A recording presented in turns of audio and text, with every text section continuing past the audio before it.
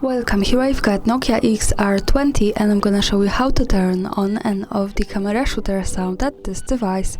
So let's start by tapping on the camera button to open it, and for now we are on standard photo mode.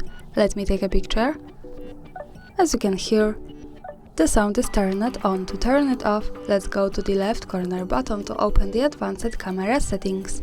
Here at the first position we have shooter sound option, so by using the button from the right we can easily turn it off and turn it on as we need.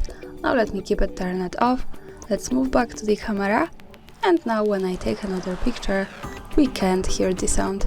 And of course when we tap to the left corner settings once again and then to the shutter sound we can turn it on and hear it. That's all, thanks for watching, subscribe our channel and leave the thumbs up.